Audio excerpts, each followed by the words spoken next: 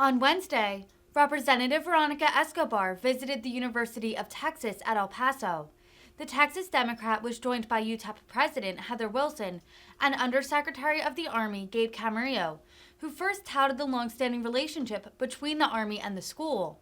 Camarillo announced on the Army's behalf, quote, an expansion of our talent pipelines here at UTEP, saying the Army will, quote, fund 50 new student interns as well as 20 supporting faculty. Escobar chronicled her visit on Twitter, writing that during her visit to the University of Texas at El Paso, she and Camarillo also were able to, quote, learn about the Center for Cyber Analysis and tour the Aerospace Center and the Keck Center for 3D Innovation. Good afternoon, everyone. I want to thank all of you for being here today. We have a very exciting announcement, and after the announcement, I would really love for you all to stick around because would love to offer you a recap of what has been an incredible experience, 2 days with Gabe Camarillo in our community, the Undersecretary of the Army.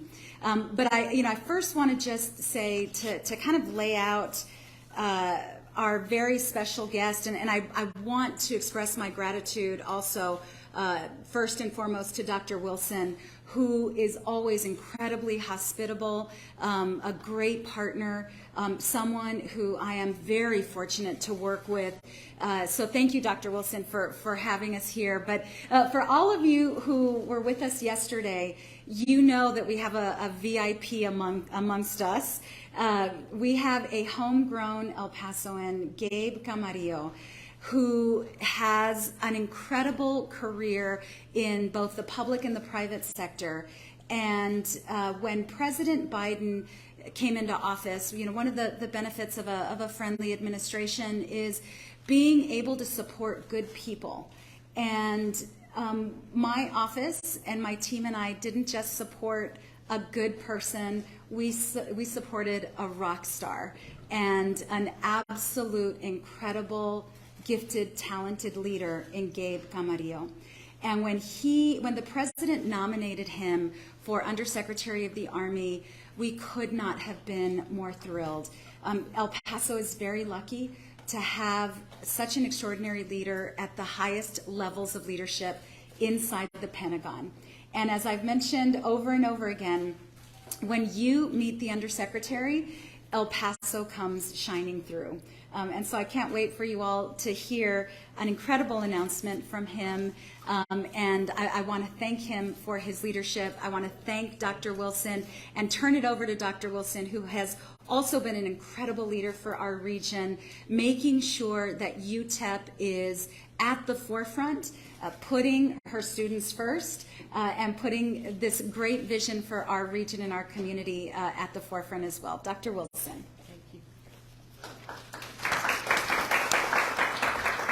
Congresswoman, thank you, not only for being here today, for so many times you come to the university, but also for being our advocate and partner and helping move things forward. We could not ask for better. So we're really, really happy that you're back here on campus.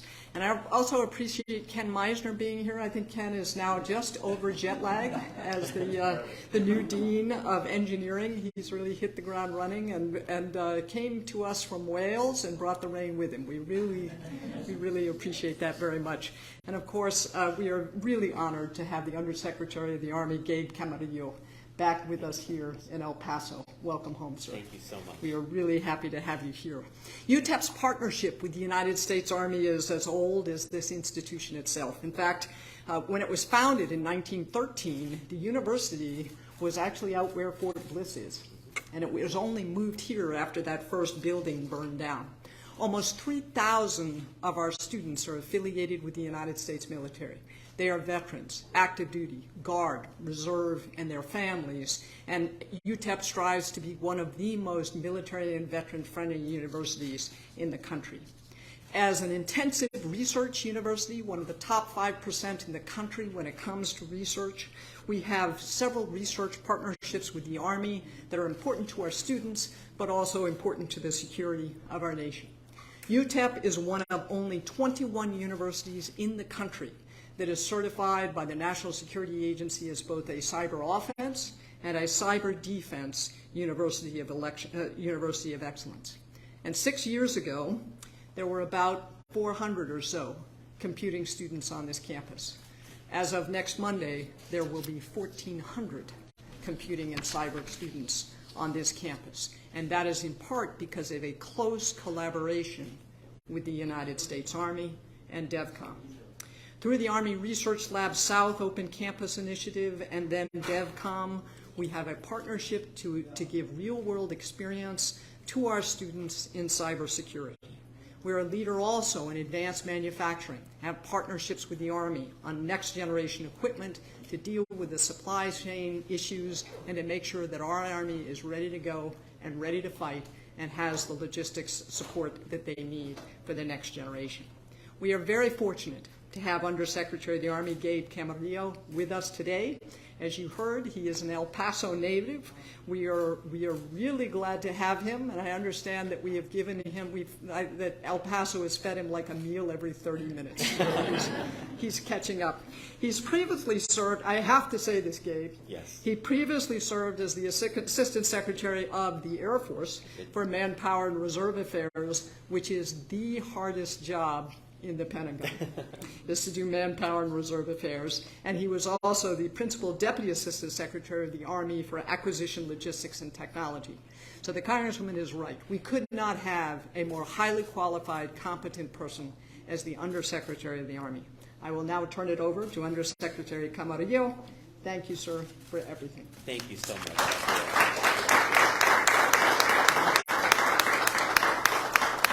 Well, good afternoon, everyone. Thanks so much for being here. And first, I want to thank Dr. Wilson and the entire UTEP team for this wonderful homecoming today. Many of my family members have come to UTEP, are graduates, even of this engineering department, and have gone on to very successful careers. So to get an opportunity to see firsthand some of the really innovative research and applied sciences that are being done here on the campus has been incredibly impressive to me. So thank you very much for the welcome, Dr. Wilson, and it's great to have you here leading this university and in our partnership with the Army.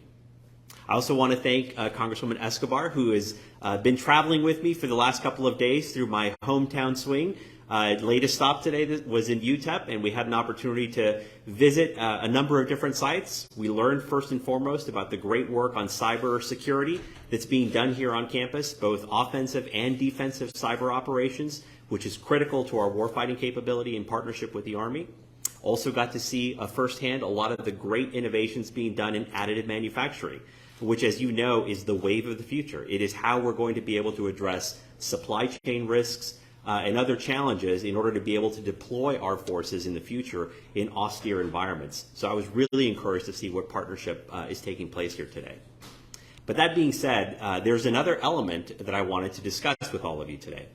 So as Dr. Wilson said, there's been a long-running partnership between the United States Army and the University of Texas at El Paso. Great partnership. We have had internship programs for many, many years. We've hired many graduates from UTEP to serve in civilian capacities with the United States Army in various organizations over time. We have, within the area alone, a network of organizations through DevCom, for example, and through the Army Test and Evaluation Command that do a variety of R&D activities, cyber research, and analysis in this critical area. I don't have to tell any of you how important it is for us to keep pace or keep ahead of the threats that are evolving. We face a very complex and evolving threat landscape where technologies are proliferating. More and more of our peers and potential adversaries are also investing in critical technologies and new R&D capabilities. We need to do our part to be able to keep pace with that. So our talent pipelines, our ability to partner and collaborate with universities and research institutions like UTEP is absolutely important to our success in this endeavor down the road. So I'm very pleased today to be able to make an announcement on behalf of the United States Army. Working very closely with the university and in close collaboration with Congresswoman Escobar, given the support that the Army has received, we're pleased to announce today an expansion of our talent pipelines here at UTEP. We are announcing here today that there will be a new set of internships for our students here at UTEP. So we are now going to be able to fund 50 new student interns, as well as 20 supporting faculty to support a wide range of Army installation activities and R&D organizations here in the area for a total of $6.5 million in additive grants this year alone.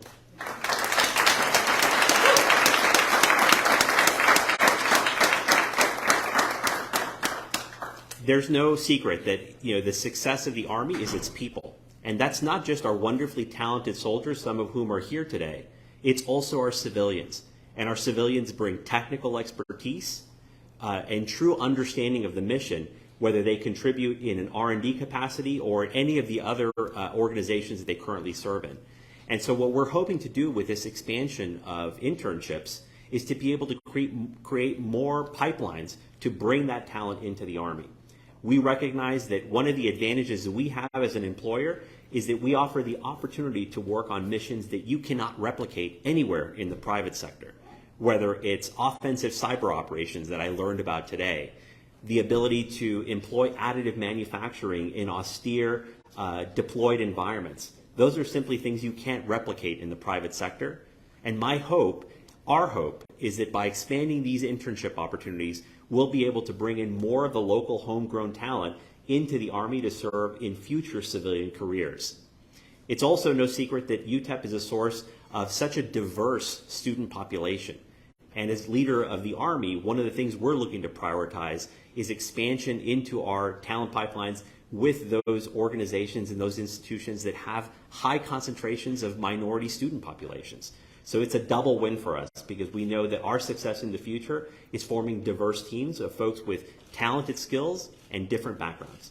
So I'm very excited today to explore and to announce those expanded opportunities, which will, of course, benefit Army DEFCOM through the Analysis Center.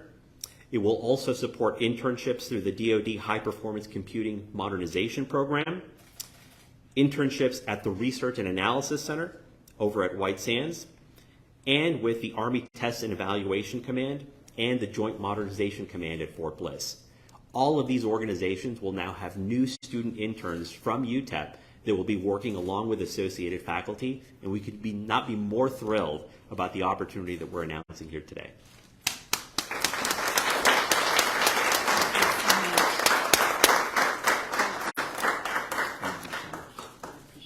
Thank you again, Dr. Wilson.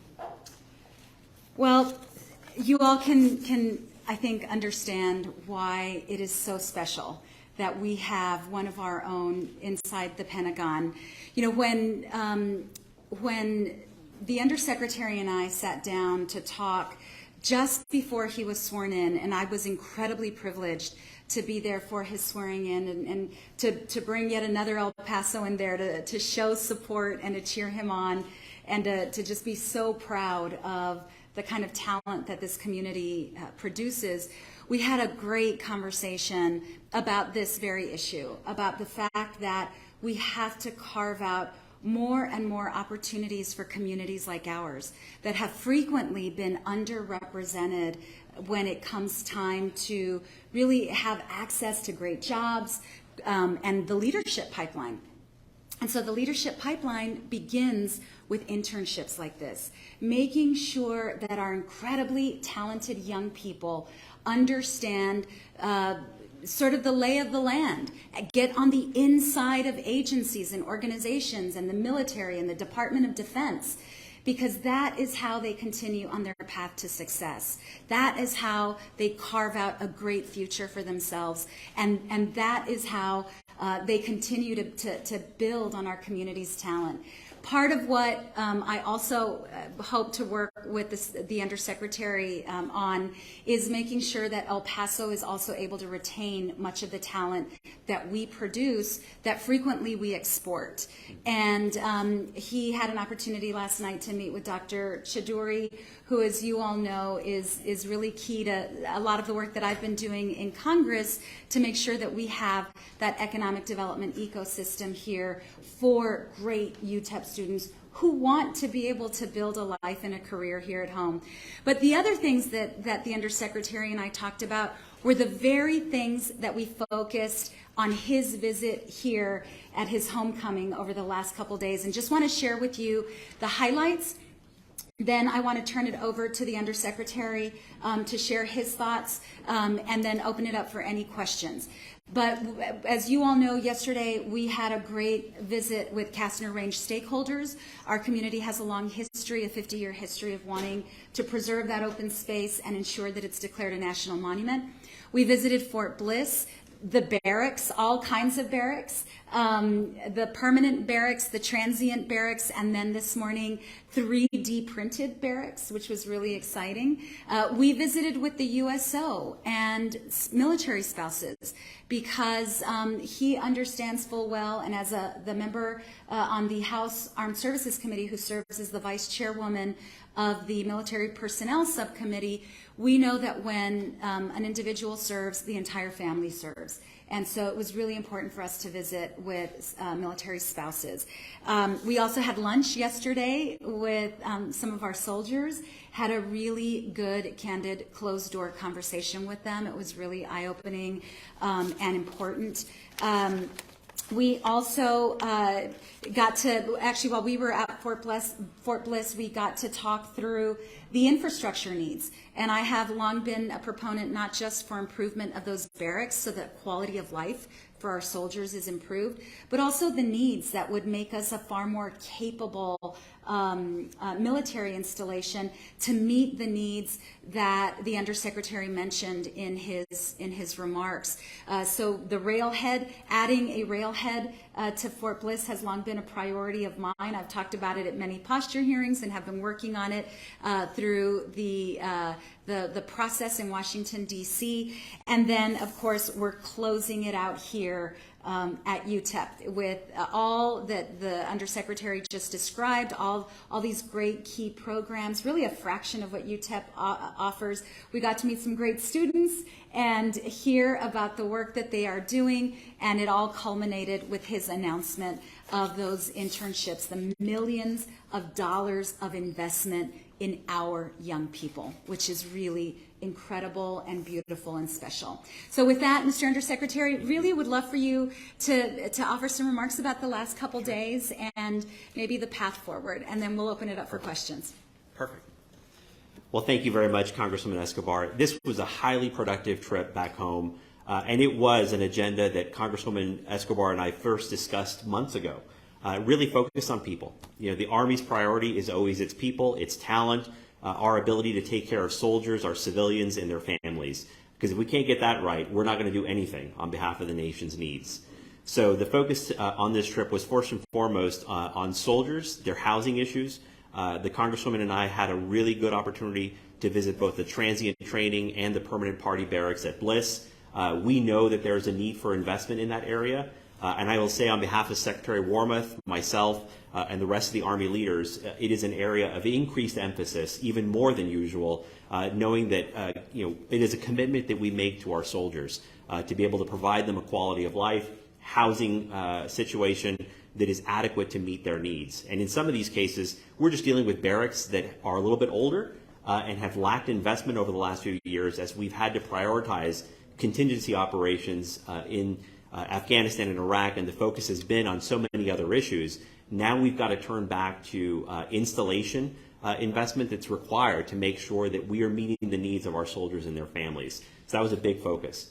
I was really impressed with the additive manufacturing being employed to build, in a prototype fashion, new open barracks for soldiers.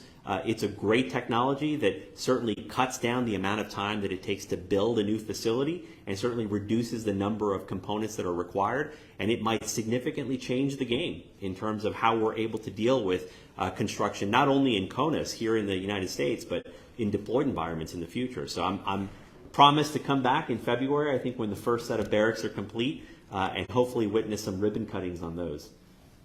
As the Congresswoman also mentioned, we also had an opportunity to just sit down with soldiers, which I always do on site visits, to have lunch, listen to some of our junior enlisted soldiers, what their concerns are, what the command climate is like here locally.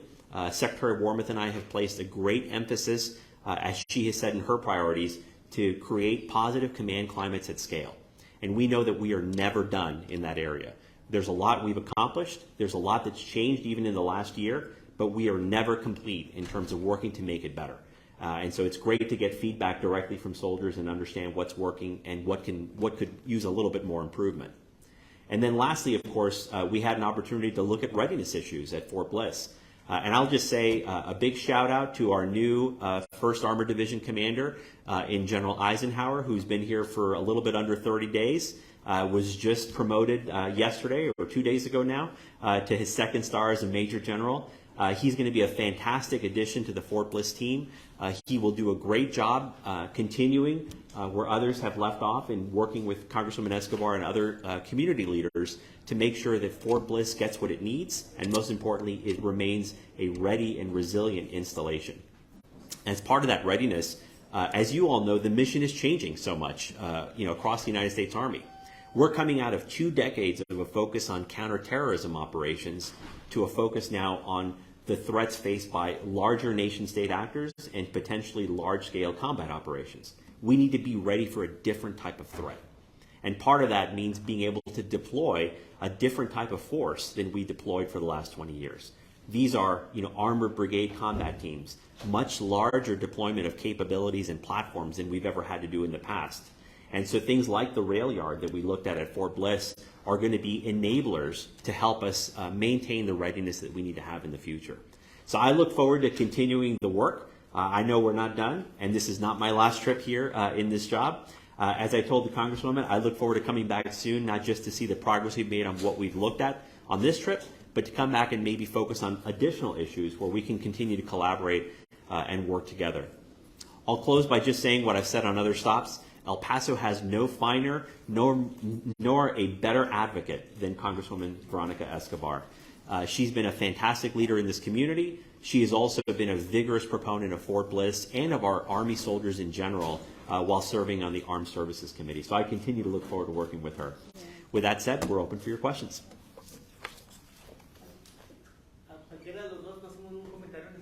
Sí, en español. Pues estamos aquí no solamente para celebrar el señor Gabe Camarillo, que es el subsecretario en Washington, D.C., una posición de liderazgo que es increíble. Pero estamos aquí para visitar, el subsecretario vino para visitar con líderes del Paso para ver especialmente en Fort Bliss cuáles son las necesidades, no solamente de infraestructura, pero también para nuestros soldados y las familias de los soldados. Va a regresar y vamos a asegurar que los viajes que vienen adelante, que seguimos avanzando la agenda, no solamente por Fort Bliss, pero para El Paso también.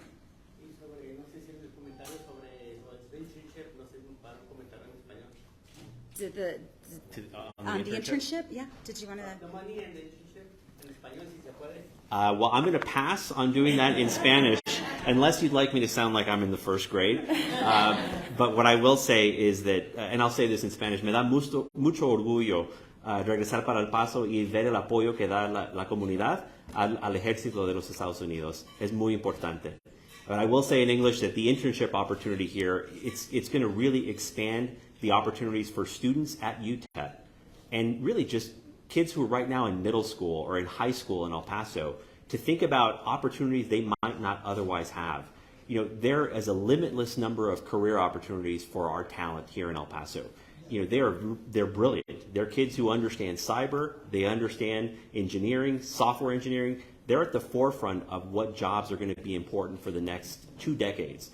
And we want to bring that talent to the Army. So to the extent we can attract them through these internships, we're very excited. And it helps Hispanics. Absolutely. And it opens up, again, another priority for us is to expand diversity in our workforce.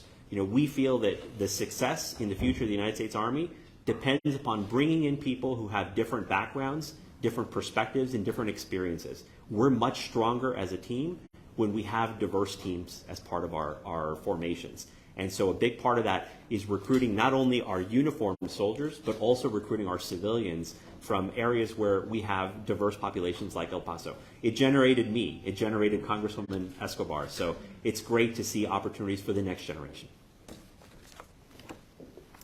questions before we wrap up? Well, we're going to close out the Undersecretary's trip with having lunch with some junior ROTC members here at UTEP. We're excited to talk to them about their future. And the Undersecretary, I have absolutely no doubt, will push careers in the Army and encourage our folks to ensure that they take advantage of every opportunity afforded to them. So thank you all for coming. Really appreciate it. Oh, you did great. Thank you so much.